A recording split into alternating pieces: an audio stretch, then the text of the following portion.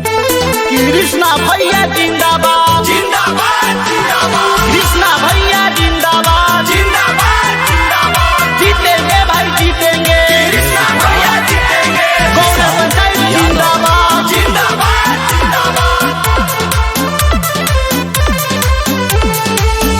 जोड़ी ले हाथ भैया हो चाही सबके साथ भैया हो करी है विकास भैया हो राखी विश्वास भैया हो विजयी बनावे के बाटे हो ए हो चाची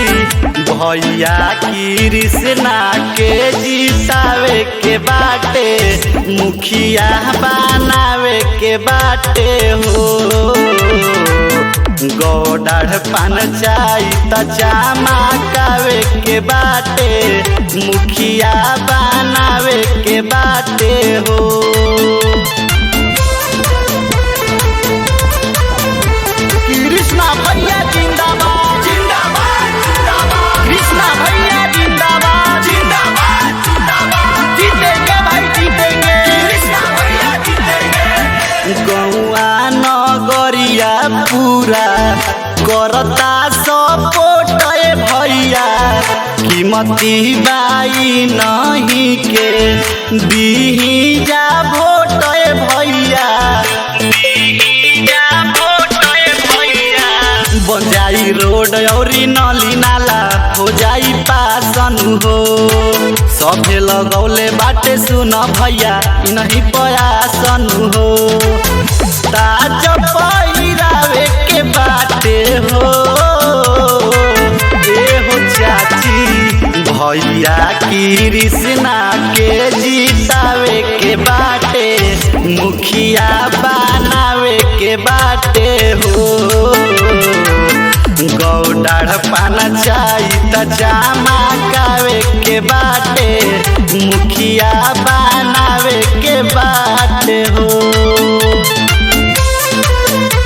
कृष्णा भैया जिंदाबाद जिंदाबाद जिंदाबाद कृष्णा भैया जिंदाबाद जिंदाबाद जिंदाबाद जीतेंगे भाई जीतेंगे कृष्णा भैया जीतेंगे इंदिरा आवास मिली घरे घरे सबके भैया घूमी घूमी पर तारे चाचा हो सबके पैया चाचा हो सबके पैया घर जाके सबके ई बतिया बतावे के बाटे नु हो गौड़ पंचायत के सदस्य बनावे के बाटे नु हो मोहर लगावे के बाटे हो भैया कृष्णा के जितावे के बाटे मुखिया बनावे के बाटे हो